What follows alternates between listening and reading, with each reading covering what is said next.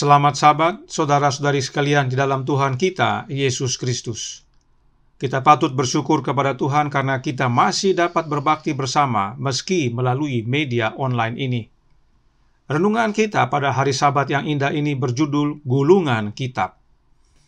Pekabaran tentang gulungan kitab ini terdapat dalam Wahyu pasal 5. Namun Wahyu pasal 5 tidak lengkap jika tidak diawali dengan Wahyu pasal 4. Sebab keduanya menyatakan hal yang sama, yaitu penglihatan tentang Ka'bah di sorga. Kita tidak akan mengulas secara mendetil, sebab ini bukanlah seminar wahyu, namun pesan apa yang penting menjadi bagian kita, khususnya tentang gulungan kitab tersebut di penghujung zaman akhir ini. Mari kita buka buku Wahyu pasal 4 dan kita mulai dari ayat pertama. Wahyu 4 ayat 1-4 berkata, "Kemudian daripada itu aku melihat sesungguhnya sebuah pintu terbuka di sorga dan suara yang dahulu yang telah kudengar berkata kepadaku seperti bunyi sangkakala. Katanya, naiklah kemari dan aku akan menunjukkan kepadamu apa yang harus terjadi sesudah ini. Segera aku dikuasai oleh Roh dan lihatlah sebuah tahta terdiri di sorga dan di tahta itu duduk seorang. Dan dia yang duduk di tahta itu nampaknya bagaikan permata yaspis dan permata sardis, dan suatu pelangi melingkungi tahta itu gilang gemilang bagaikan zamrud rupanya. Dan sekeliling tahta itu ada 24 tahta, dan di tahta-tahta itu duduk 24 tua-tua yang memakai pakaian putih dan mahkota emas di kepala mereka." Kepada Yohanes dibukakan sebuah penglihatan. Itu sebabnya dia tulis sebuah pintu terbuka di sorga, sehingga Yohanes dapat melihat ke dalam ruang tersebut. Dalam penglihatan ini, Yohanes mendengarkan suara yang sama dia dengar sebagaimana yang ditulis dalam Wahyu 1 ayat 10, yaitu suara anak Allah itu sendiri. Di dalam ruangan tersebut, Yohanes melihat sebuah tahta, dan pada tahta tersebut duduk seorang. Kemudian dia juga melihat ada 24 tahta yang di atasnya duduk 24 tua-tua. Kita tidak akan bahas secara rinci tentang 24 tua-tua ini. Namun untuk menolong saudara sekalian renungkan dan pelajari adalah 24 tua-tua tersebut memakai pakaian putih dan mahkota emas. Nah, di dalam Alkitab, pernyataan tentang pakaian putih dan mahkota emas adalah yang pertama dalam Wahyu 3 ayat 5. "Barang siapa menang, ia akan dikenakan pakaian putih yang demikian. Aku tidak akan menghapus namanya dari kitab kehidupan, melainkan aku akan mengaku namanya di hadapan Bapa-Ku dan di hadapan para malaikatnya." Pakaian putih adalah pakaian yang dikenakan oleh mereka yang menang. Menang atas apa? Menang atas dosa tentunya. Kemudian Wahyu 2 ayat 10 menyatakan, "Jangan takut terhadap apa yang harus engkau derita. Sesungguhnya iblis akan melemparkan beberapa orang dari antaramu ke dalam penjara, supaya kamu dicobai dan kamu akan beroleh kesusahan selama 10 hari. Hendaklah engkau setia sampai mati, dan aku akan mengaruniakan kepadamu mahkota kehidupan." Kembali, bagi yang setia sampai akhir atau menang akan menerima mahkota kehidupan. Mahkota yang bagaimana? 1 Petrus 5 ayat 4. "Maka kamu, apabila Gembala yang agung datang, kamu akan menerima mahkota kemuliaan yang tidak dapat layu." Gembala agung adalah Yesus Kristus, dan mereka yang menang akan menerima mahkota kemuliaan dari Yesus. Inilah mahkota emas tersebut. Jadi, dari penjelasan Alkitab ini, mereka yang menang mengenakan pakaian putih dan mahkota emas. Artinya, 24 tua-tua ini bukanlah para malaikat. Selanjutnya, dalam Matius 27 ayat 51-53 berkata, "Dan lihatlah, tabir bait suci terbelah dua dari atas sampai ke bawah, dan terjadilah gempa bumi, dan bukit-bukit batu terbelah, dan kuburan-kuburan terbuka, dan banyak orang kudus yang telah meninggal bangkit. Dan sesudah kebangkitan Yesus, mereka pun keluar dari kubur, lalu masuk ke kota kudus dan menampakkan diri kepada banyak orang."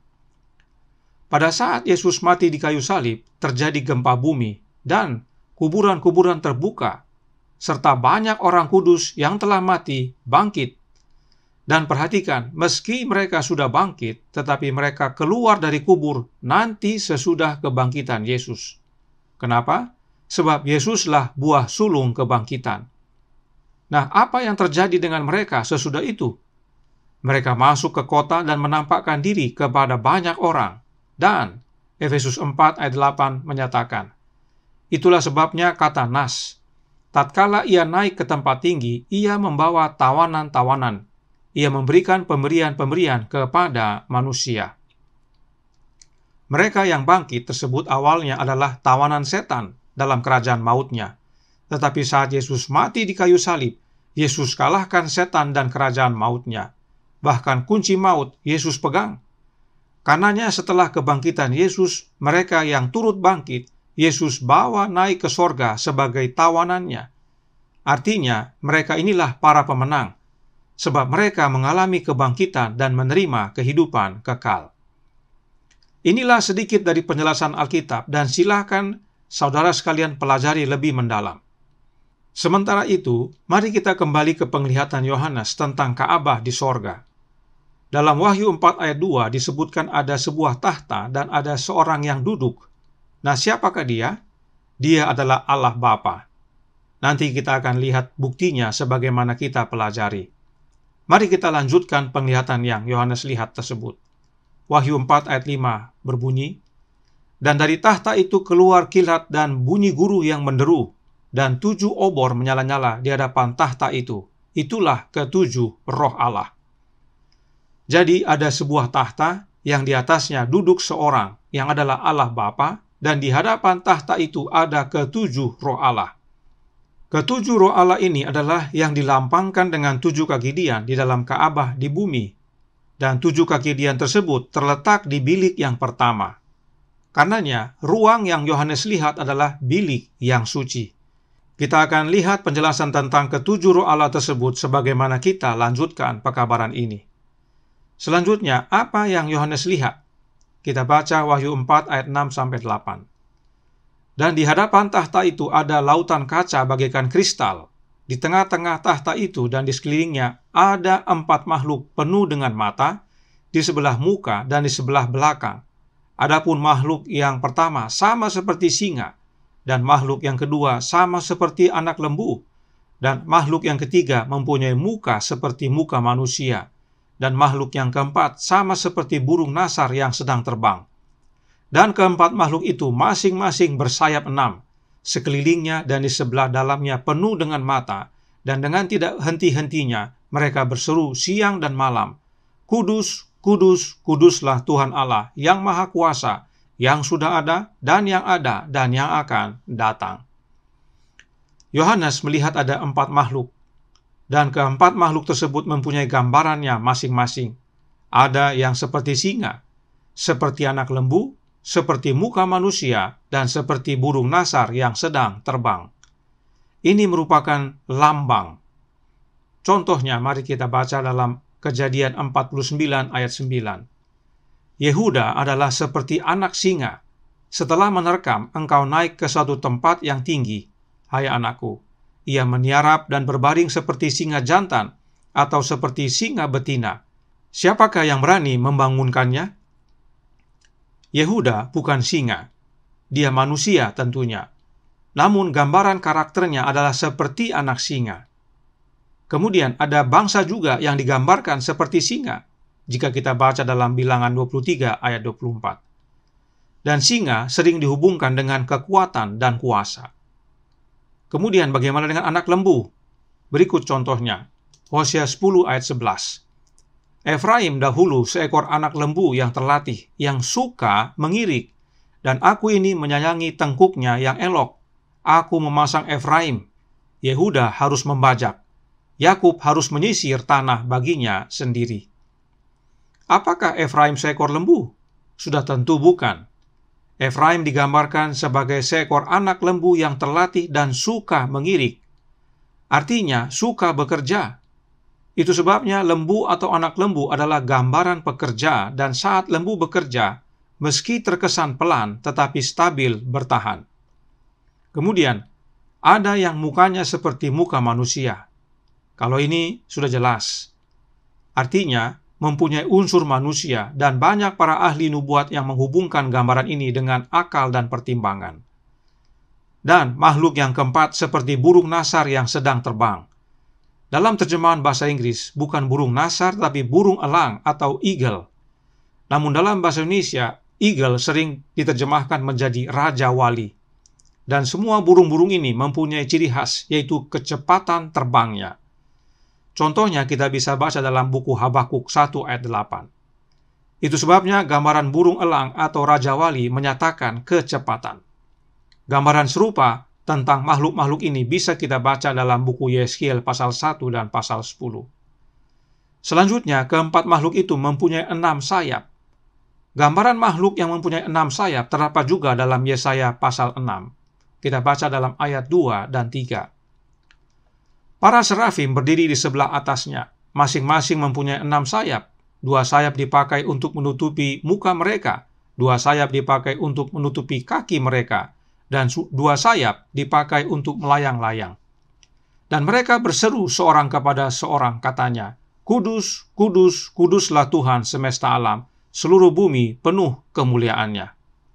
Perhatikan seruan makhluk-makhluk dalam Yesaya pasal 6 dan Wahyu pasal 4 tadi sama, yaitu kudus, kudus, kuduslah Tuhan semesta alam. Makhluk yang bersayap 6 ini disebut serafim, dan makhluk-makhluk ini berhubungan dengan tahta Allah. Itu sebabnya jika kita ingat kembali kriteria pembangunan Ka'bah, ada yang berikut ini. Keluaran 26 ayat 31.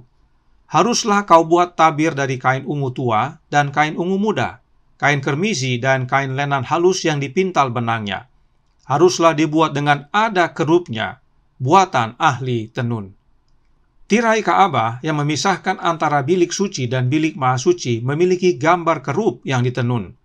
Kita semua tahu bahwa Ka'bah adalah bayangan dari apa yang ada di sorga. Mari kita lanjutkan. Wahyu pasal 4 ayat terakhir berkata, "Ya Tuhan dan Allah kami, Engkau layak menerima puji-pujian dan hormat dan kuasa, sebab Engkau telah menciptakan segala sesuatu dan oleh karena kehendak-Mu semuanya itu ada dan diciptakan." Ke-24 tua-tua itu sujud menyembah Dia yang duduk di atas tahta, yang adalah Allah Bapa. Dan perhatikan bahwa Allah Bapa lah yang menciptakan segala sesuatu dan oleh karena kehendak-Nya semuanya ada dan diciptakan.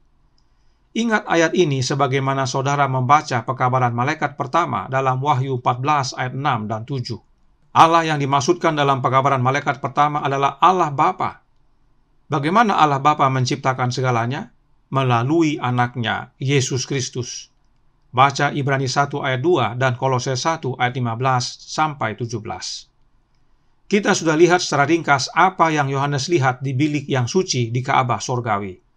Sekarang mari kita lihat kelanjutannya dalam Wahyu pasal 5. Ayat 1 berkata, "Maka aku melihat di tangan kanan Dia yang duduk di atas tahta itu sebuah gulungan kitab yang ditulisi sebelah dalam dan sebelah luarnya, dan dimeterai dengan 7 meterai." Dia yang duduk di atas tahta adalah Allah Bapa, dan di tangannya ada sebuah gulungan kitab.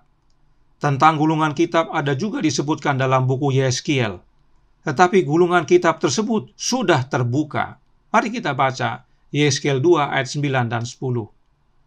"Aku melihat sesungguhnya ada tangan yang terulur kepadaku, dan sungguh dipegangnya sebuah gulungan kitab. Lalu dibentangkannya di hadapanku." Perhatikannya, sudah dibuka. Gulungan kitab itu ditulisi timbal balik, dan di sana tertulis nyanyian-nyanyian ratapan, keluh kesah, dan rintihan. Gulungan kitab ini sudah dibuka dan isinya diketahui. Gulungan kitab ini berbeda dengan yang dalam buku Wahyu 5 ayat 1 tadi. Sebab gulungan kitab tersebut ada meterainya dan belum ada yang bisa terima dan buka. Mari kita kembali ke buku Wahyu pasal 5 yang berbunyi dalam ayat 2 dan 3. "Dan aku melihat seorang malaikat yang gagah yang berseru dengan suara nyaring, katanya, Siapakah yang layak membuka gulungan kitab itu dan membuka meterai-meterainya? Tetapi tidak ada seorang pun yang di sorga, atau yang di bumi, atau yang di bawah bumi, yang dapat membuka gulungan kitab itu, atau yang dapat melihat sebelah dalamnya. Jelas dinyatakan bahwa gulungan kitab dalam Wahyu 5 ini belum terbuka. Bahkan perhatikan, tidak ada seorang pun yang dapat membuka gulungan kitab itu, baik yang di sorga maupun yang di bumi, bahkan yang di bawah bumi. Nah, terjemahan dalam bahasa Indonesia disebut tidak ada seorang pun. Namun dalam bahasa Inggris disebutkan no man, yang artinya tidak seorang manusia pun, baik yang di sorga maupun yang di bumi, yang dapat membuka gulungan kitab tersebut. Nah, sebelum kita lanjutkan, apakah isi dari gulungan kitab itu? Mari kita lihat penjelasan Roh Nubuat dalam manuskrip Ulysses volume 20, halaman 197 paragraf 2. Di sana, di tangannya yang terbuka, tergeletak kitab, gulungan sejarah pemeliharaan Allah, sejarah kenabian bangsa-bangsa dan gereja. Di sini terkandung perkataan ilahi, otoritasnya, perintah-perintahnya, hukum-hukumnya, seluruh nasihat simbolis dari yang kekal, dan sejarah semua kekuasaan yang memerintah pada bangsa-bangsa. Dalam bahasa simbolik terkandung dalam gulungan tersebut pengaruh setiap bangsa, bahasa, dan orang-orang dari awal sejarah bumi ini hingga penutupannya.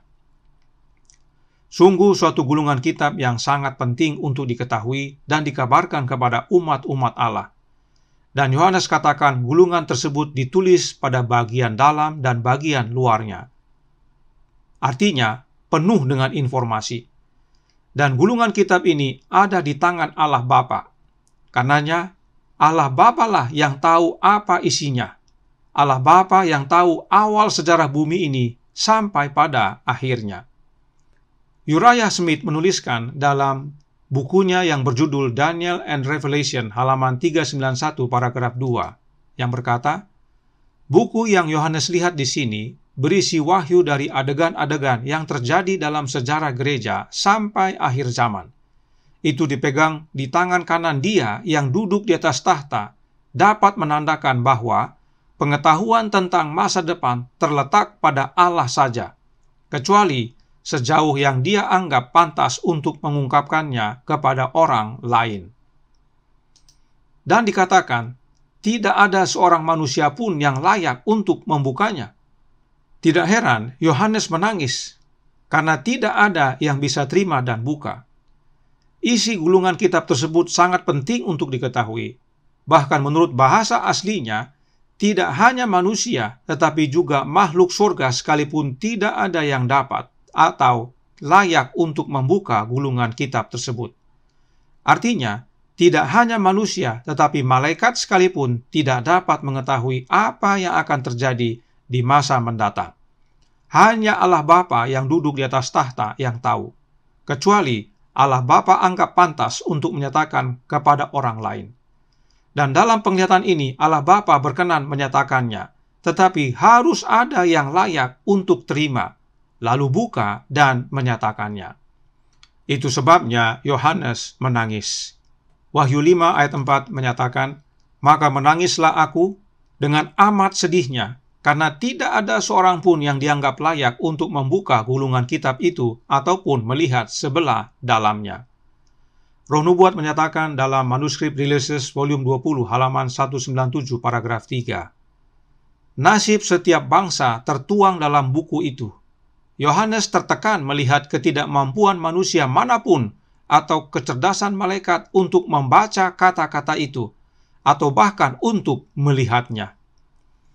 Namun Yohanes tidak menangis untuk seterusnya, saudaraku dalam Tuhan. Salah seorang tua-tua berkata dalam Wahyu 5 ayat 5, lalu berkatalah seorang dari tua-tua itu kepadaku, jangan engkau menangis. Sesungguhnya singa dari suku Yehuda, yaitu Tunas Daud, telah menang, sehingga ia dapat membuka gulungan kitab itu dan membuka ketujuh meterainya. Para pelajar Alkitab tentunya tahu bahwa singa dari suku Yehuda dan Tunas Daud adalah Yesus Kristus, anak Allah. Lalu apa maksudnya Yesus Kristus telah menang? Kita kembali ke pasal 1.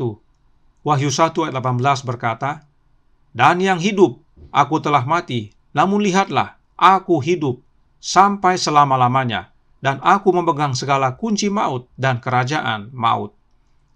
Yesus Kristus telah menang atas dosa dan maut. Yesus sendiri akui bahwa dirinya telah mati. Namun Yesus bilang, "Aku hidup." Jadi Yesus menyatakan bahwa dia telah mati dan kemudian dibangkitkan. Yesus menang atas maut dan itu sebabnya Yesus pegang segala kunci maut dan kerajaan maut. Perhatikan yang Paulus tuliskan berikut ini dalam Ibrani 2 ayat 14. Karena anak-anak itu adalah anak-anak dari darah dan daging, maka ia juga menjadi sama dengan mereka dan mendapat bagian dalam keadaan mereka, supaya oleh kematiannya ia memusnahkan dia, yaitu iblis yang berkuasa atas maut. Penting sekali Yesus menjadi manusia, menjadi keturunan perempuan, agar Yesus dapat alami kematian sebagaimana manusia mati. Sebab dengan kematian Yesus sebagai manusia, Yesus memusnahkan setan yang berkuasa atas maut. Nah, jika penguasa maut saja dimusnahkan, maka maut pun musnah. Inilah kemenangan Yesus. Suatu kemenangan vital bagi kita umat manusia yang percaya. Jadi, agar Yesus menang dan musnahkan setan dan maut, Yesus harus mati dan sungguh-sungguh mati. Itu sebabnya Yesus berkata, "Aku telah mati."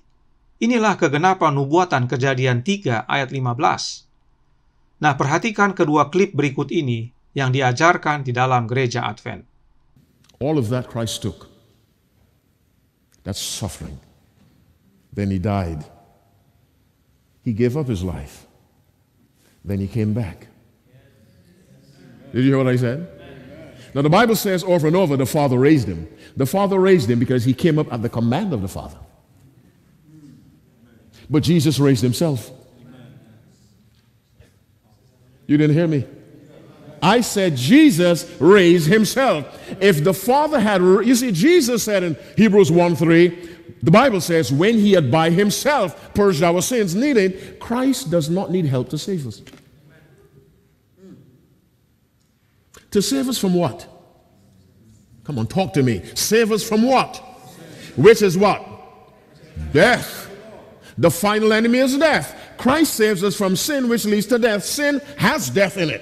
Now, for Christ to save us from death, which is the penalty for sin, he must demonstrate his power over death by himself raising himself, not seeking help to get out of the grave.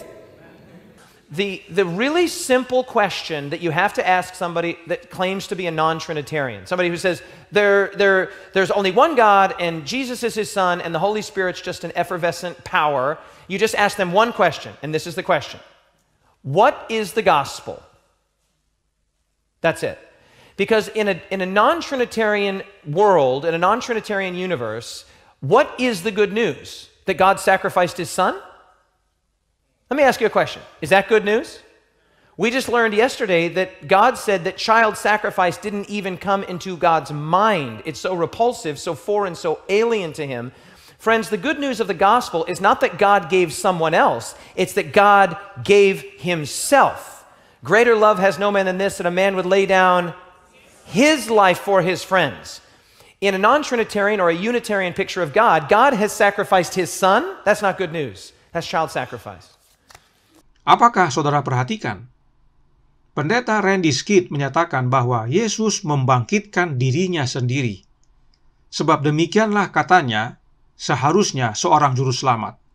Bagi dia, yaitu pendeta Skid, bukanlah juru selamat jika bangkit saja harus dibantu.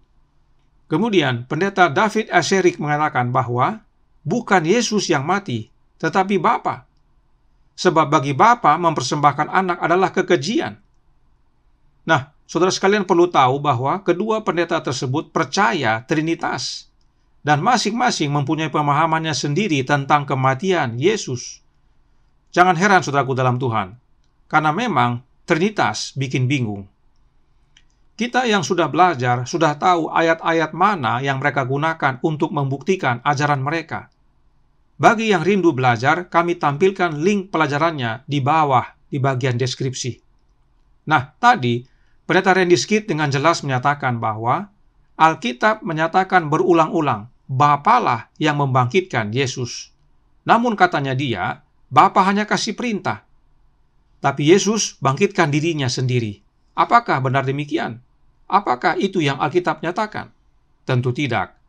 Roma 8 ayat 11 berkata, "Dan jika roh Dia yang telah membangkitkan Yesus dari antara orang mati diam di dalam kamu, maka Ia yang telah membangkitkan Kristus Yesus dari antara orang mati akan menghidupkan juga tubuhmu yang fana itu oleh roh-Nya yang diam di dalam kamu." Siapakah Dia yang dimaksudkan oleh Paulus?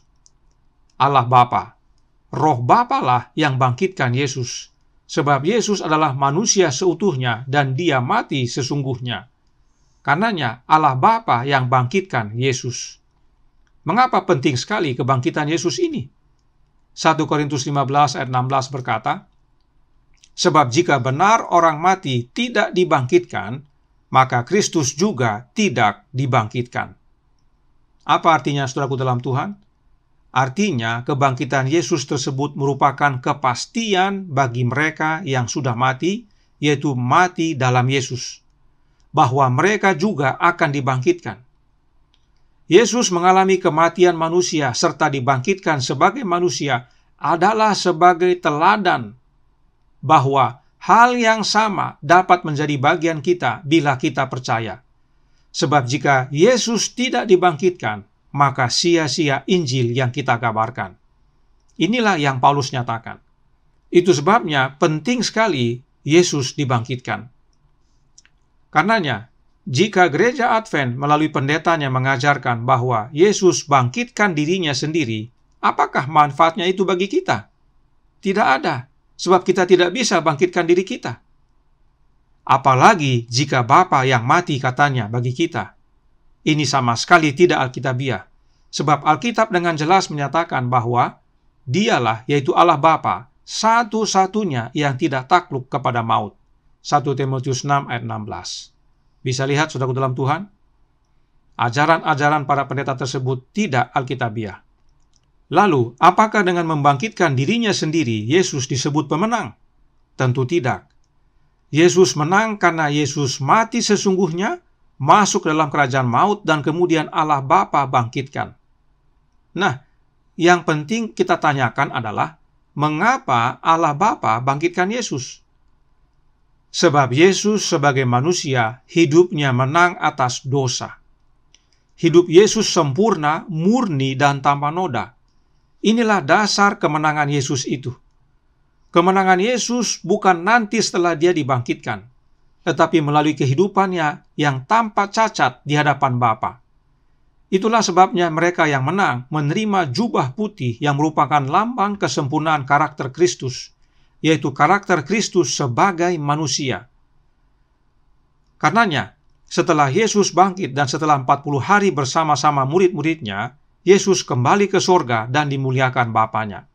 Mari kita lihat prosesinya dalam Ibrani 1 ayat 8 dan 9. Tetapi tentang anak, ia berkata, "Tahtamu ya Allah tetap untuk seterusnya dan selamanya, dan tongkat kerajaanmu adalah tongkat kebenaran. Engkau mencintai keadilan dan membenci kefasikan.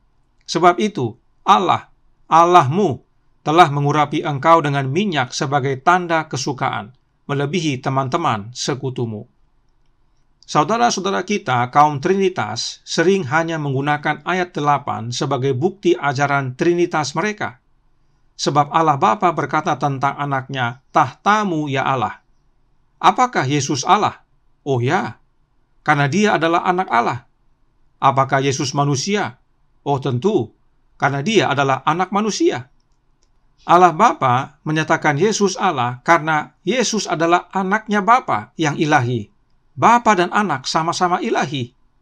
Namun perhatikan dalam ayat 9, Allah Bapa berkata, "Sebab itu Allah, Allahmu, telah mengurapi engkau dengan minyak." Allah Bapa menyatakan bahwa dirinya adalah Allahnya Yesus. Ini penting kita pahami. Dan Yesus sendiri berkata kepada Maria sesudah kebangkitannya bahwa, "Sekarang aku akan pergi kepada Bapakku dan Bapamu, kepada Allahku dan Allahmu." Yohanes 20 ayat 17. Bapa dan anak menyatakan hal yang sama. Tetapi manusia rubah-rubah. Nah, mengapa Allah Bapa muliakan Yesus, yaitu dengan mengurapi Yesus dengan minyak? Apakah karena Yesus berhasil bangkitkan dirinya sendiri? Tentu tidak. Allah Bapa muliakan Yesus karena Yesus mencintai keadilan dan membenci kefasikan. Kapan Yesus hidupkan teladan ini? Sewaktu dia menjadi manusia dan hidup di dunia ini. Sebab alamiah manusia adalah sebaliknya. Manusia yang berdosa ini membenci keadilan dan mencintai kefasikan. Tetapi Yesus tidak. Sebagai manusia, Yesus hidup selaras dengan kehendak Bapanya. Inilah dasar kemenangan Yesus. Apakah Yesus sebelum menjadi manusia hidupnya mencintai keadilan dan membenci kefasikan? Sudah tentu, karena dia ilahi. Alamiah keilahian adalah mencintai keadilan dan membenci kefasikan. Tapi yang menjadi tantangan adalah bagaimanakah hidup Yesus saat menjadi manusia?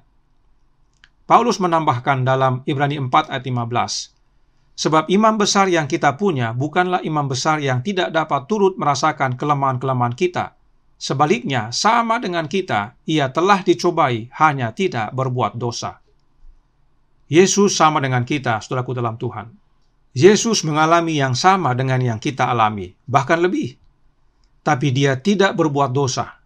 Inilah dasarnya Allah Bapa muliakan Yesus. Nah, bagaimana caranya Allah Bapa muliakan Yesus? Dengan mengurapi Yesus dengan minyak. Dan minyak adalah lambang Roh Kudus. Artinya, Allah Bapa mengurapi Yesus dengan Roh Kudus, mengurapi Yesus dengan kuasa. Sebab Roh Kudus sama dengan kuasa. Lihat Kisah 1 ayat 8. Mengapa Yesus perlu dimuliakan, yaitu diurapi dengan kuasa? Supaya Yesus dapat mencurahkan rohnya kepada umat-umatnya. Sebab saat Yesus kembali ke sorga, Yesus sepenuhnya manusia. Yesus pernah berkata dalam Yohanes 7 ayat 38 dan 39, Barang siapa percaya kepadaku, seperti yang dikatakan oleh kitab suci, dari dalam hatinya akan mengalir aliran-aliran air hidup. Yang dimaksudkannya ialah roh yang akan diterima oleh mereka yang percaya kepadanya, sebab roh itu belum datang, karena Yesus belum dimuliakan. Perkataan ini Yesus sampaikan pada puncak hari raya Pondok Daun-Daunan, di mana orang Yahudi tutup dengan upacara peringatan Musa memukul batu dan air pun keluar. Kita sudah pelajari bahwa batu yang Musa pukul itu adalah lambang daripada Yesus. Dan air yang keluar dari batu tersebut Yesus katakan adalah lambang dari roh yang akan diberikan kepada orang yang percaya kepada Yesus. Artinya roh tersebut keluar dan atau mengalir dari Yesus. Namun Yesus adalah manusia. Dia tidak dapat mengalirkan rohnya kepada semua umatnya. Untuk itu dia harus kembali dan dimuliakan. Lalu Bapa urapi Yesus dengan kuasa Bapa, baru sesudah itu Yesus dapat curahkan rohnya yang merupakan aliran air hidup kepada umat-umatnya. Kapan hal ini terjadi? Pada hari Pentakosta. Mari kita baca cuplikan khotbah Petrus berikut ini. Kisah 2 ayat 32 dan 33. Yesus inilah yang dibangkitkan Allah, dan tentang hal itu kami semua adalah saksi. Dan sesudah ia ditinggikan oleh tangan kanan Allah dan menerima Roh Kudus yang dijanjikan itu, maka dicurahkannya apa yang kamu lihat dan dengar di sini. Petrus ingat betul perkataan Yesus dalam Yohanes 7 ayat 38 dan 39 tadi, yaitu bahwa roh dicurahkan bila Yesus sudah dimuliakan. Dalam ayat ini, Petrus sebut ditinggikan, atau dalam bahasa Inggris, exalted. Exalted artinya dimuliakan. Petrus akhirnya mengerti apa yang Yesus katakan dan menjelaskan kepada orang banyak bahwa mereka bukan mabuk, tetapi mereka telah menerima kecurahan roh yang mengalir dari batu yang adalah Yesus Kristus. Karenanya roh yang dicurahkan pada hari Pentakosta adalah rohnya Yesus, yang adalah pribadinya Yesus itu sendiri. Hidupnya Yesus yang menang atas dosa. Agar melalui kehadiran Kristus dalam hati kita, yaitu melalui kehadiran rohnya, kita pun menang sebagaimana Yesus menang. Mengapa hal ini semua penting dan perlu kita segarkan? Mari kita kembali ke penglihatan Yohanes dalam Wahyu 5 ayat 6. Maka aku melihat di tengah-tengah tahta dan keempat makhluk itu, dan di tengah-tengah tua-tua itu berdiri seekor anak domba seperti telah disembelih, bertanduk 7 dan bermata 7. Itulah ketujuh roh Allah yang diutus ke seluruh bumi. Disebutkan bahwa di tengah-tengah tahta berdiri seekor anak domba seperti telah disembelih. Kita semua sudah paham bahwa anak domba adalah Yesus Kristus. Nah, kalau disebut seperti telah disembelih, artinya sudah menjadi korban. Yohanes Pembaptis pernah berseru, "Lihatlah anak domba Allah yang menghapus dosa dunia." Apakah saat itu anak domba sudah tersembelih? Belum. Lalu kapankah anak domba tersembelih? Pada waktu Yesus disalibkan. Maka, saudaraku dalam Tuhan, apa yang Yohanes lihat dalam Wahyu 5 tersebut adalah peristiwa setelah Yesus kembali ke sorga. Penglihatan Yohanes berhubungan dengan hari Pentakosta. Nah, domba tersebut dikatakan bertanduk 7, yang artinya kekuasaannya sempurna, serta bermata 7, yang artinya pengetahuannya sempurna. Nah, kalimat berikutnya ini yang selalu menjadi tantangan, yaitu yang berkata, "Itulah ketujuh roh Allah yang diutus ke seluruh bumi." Perhatikan penjelasan salah seorang pendeta di gereja Advent berikut ini. Nah, sebelum Yesus naik ke surga, dia mengatakan kepada murid-muridnya, "Jangan kamu keluar sebelum Roh Kudus yang akan kuminta dari Bapa itu dikirim kepadamu." Perhatikan.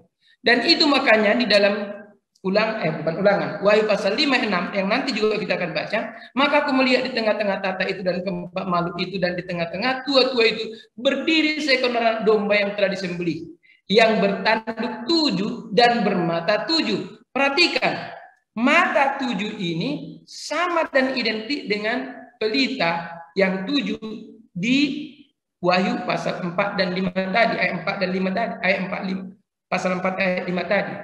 Dan itu disebut ketujuh roh Allah yang diutus ke seluruh bumi. Kenapa di sini dia bermata 7? Perhatikan, Roh Kudus itu roh. Dia maha tahu. Dan dia maha melihat. Masih ingat kisah daripada Filipus? Filipus sedang perjalanan ke satu tempat. Tetapi tiba-tiba roh melarikan dia ke sebuah jalur gajah namanya. Satu jalur mengarah ke gajah. Untuk bertemu dengan seorang sida-sida. Filipus tidak melihat, tapi Roh Kudus melihat ada sida-sida yang sedang membaca buku. Apa namanya itu? Buku kitab para nabi. Atau buku kitab nabi. Dan roh melihat hatinya. Dan akhirnya Filipus dilarikan oleh roh untuk berbicara dengan orang itu. Dan menjadikan orang itu murid bagi siapa? Bagi Tuhan. Sang pendeta menyatakan bahwa ketujuh roh Allah itu adalah Roh Kudus. Benar.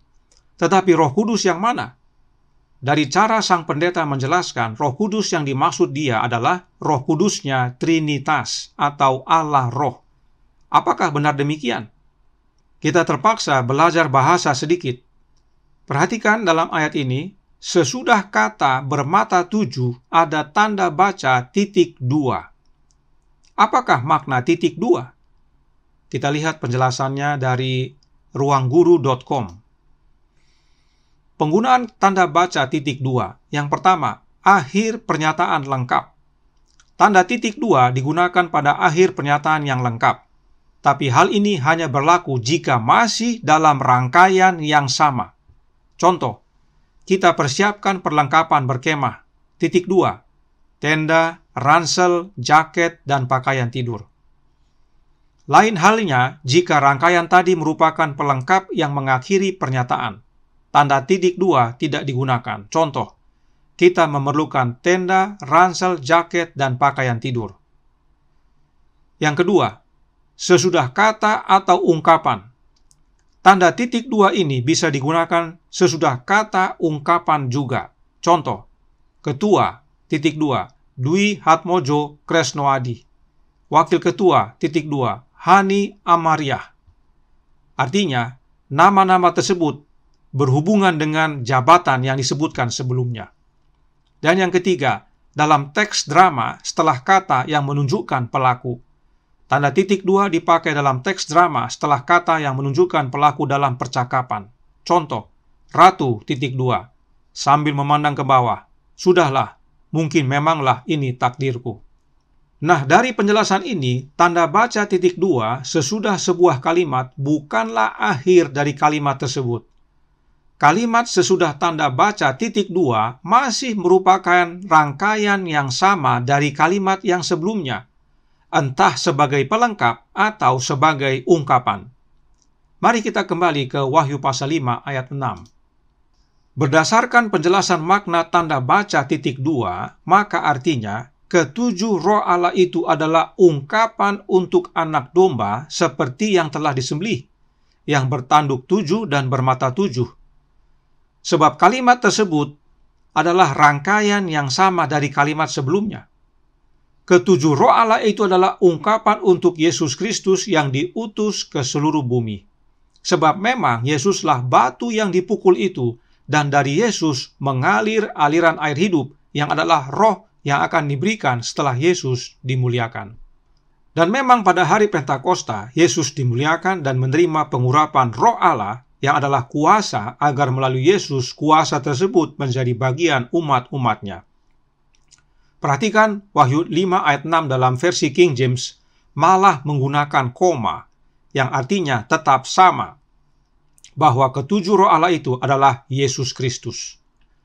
Ketujuh roh Allah itu bukanlah Allah roh sebagaimana doktrin Trinitas ajarkan, tetapi ketujuh roh Allah itu adalah Yesus Kristus itu sendiri. Sebab hanya Yesus satu-satunya makhluk ilahi yang menjadi manusia dan hidup menang atas dosa. Itu sebabnya Yesuslah satu-satunya yang menerima pemuliaan Bapa, yaitu diurapi dengan rohnya Bapa, serta yang berhak menerima gulungan kitab itu. Jadi, saudaraku dalam Tuhan, pada waktu Yesus kembali ke sorga sesudah kebangkitannya, Yesus dimuliakan pada hari Pentakosta dan menerima gulungan kitab tersebut dari Bapanya. Apa makna besarnya? Ingat, saat Yesus kembali ke sorga, dia dimuliakan, dia diurapi menjadi imam besar kita. Dan di dalam Yesus kita menjadi bangsa yang terpilih, imamat yang rajani, bangsa yang kudus, umat kepunyaan Allah sendiri. 1 Petrus 2 ayat 9. Nah, berdasarkan hal ini, mari kita kembali sejenak ke Gunung Sinai. Di sana Allah berfirman dalam Keluaran 19 ayat 6, "Kamu akan menjadi bagiku kerajaan imam dan bangsa yang kudus. Inilah semuanya firman yang harus kau katakan kepada orang Israel." Dan kita semua sudah tahu bahwa saat di Gunung Sinai, Musa menerima 2 loh batu. Perhatikan cara Musa menuliskannya dalam Keluaran 32 ayat 15. Setelah itu berpalinglah Musa lalu turun dari gunung dengan kedua loh hukum Allah dalam tangannya. Loh-loh yang bertulis pada kedua sisinya, bertulis sebelah menjebelah. Istilahnya, saudaraku dalam Tuhan, kedua loh batu tersebut ditulis luar dalam. Sama halnya dengan gulungan kitab tersebut yang ditulisi luar dan dalam. 10 hukum tersebut adalah ikatan perjanjian antara Allah dan umatnya. Inilah gambaran yang terjadi di sorga. Yesus dimuliakan menjadi imam besar kita, dan dia menerima buku perjanjian, gulungan kitab tersebut. Inilah wujud penahbisan Yesus dalam kerajaan kasih karunia-Nya. Karenanya, mari kita rangkaikan kembali. Berdasarkan kutipan-kutipan ini, apa yang terjadi sejak masa lalu sampai masa depan hanya Allah Bapa yang tahu, dan kepada siapa Allah Bapa menyatakannya. Kemudian, adakah yang bisa terima dan buka gulungan itu? Tidak seorang manusia pun dan tidak seorang makhluk surgawi juga yang bisa terima dan buka. Namun puji Tuhan, masih ada yang bisa, yaitu Yesus Kristus anak Allah yang telah menjadi manusia dan telah menjadi korban pendamaian bagi manusia, agar manusia dapat dipersatukan kembali dengan Bapa. Yesus Kristus satu-satunya manusia yang telah menang atas dosa. Itulah yang melayakkan Yesus untuk terima dan buka gulungan kitab itu. Artinya, yang berhak terima dan buka harus menjadi manusia, hidup menang atas dosa, dan menjadi korban pendamaian, baru bisa terima dan buka gulungan kitab tersebut. Dan tidak hanya itu, oleh kemenangannya, Yesus juga dimuliakan dan terima kuasa agar dia dapat curahkan rohnya. Itulah ketujuh roh Allah. Kepada Yesuslah Allah Bapa berikan gulungan kitab tersebut sehingga Yesus dapat mengetahui apa yang terjadi kemudian, lalu memberitahukan kepada umatnya. Bukankah ini yang pembukaan buku Wahyu katakan? Wahyu 1 ayat 1 berbunyi, "Inilah wahyu Yesus Kristus yang dikaruniakan Allah kepadanya, supaya ditunjukkannya kepada hamba-hambanya apa yang harus segera terjadi. Dan oleh malaikatnya yang diutusnya, ia telah menyatakannya kepada hambanya Yohanes." Jelas, saudaraku dalam Tuhan, Yesuslah yang terutama. Yesuslah yang menjadi manusia dan hidup sempurna, murni dan tanpa noda. Karenanya, Yesus dimuliakan oleh Bapa pada hari Pentakosta, dan Roh Kudus pun mengalir dari Yesus. Lalu Yesus terima gulungan kitab dari Bapanya yang kemudian membuka meterainya, lalu menyatakannya. Tidak heran para tua-tua berkata dalam Wahyu 5 ayat 9 dan 10, "Dan mereka menyanyikan suatu nyanyian baru," katanya, "Engkau layak menerima gulungan kitab itu dan membuka meterai-meterainya, karena engkau telah disembelih, dan dengan darahmu engkau telah membeli mereka bagi Allah dari tiap-tiap suku dan bahasa dan kaum dan bangsa. Dan engkau telah membuat mereka menjadi suatu kerajaan dan menjadi imam-imam bagi Allah kita, dan mereka akan memerintah sebagai raja di bumi." Perhatikan ayat 10, saudaraku dalam Tuhan. Bukankah itu sama dengan 1 Petrus 2 ayat 9 yang kita sudah kutip tadi? Inilah pentingnya Yesus dimuliakan dan terima gulungan kitab tersebut.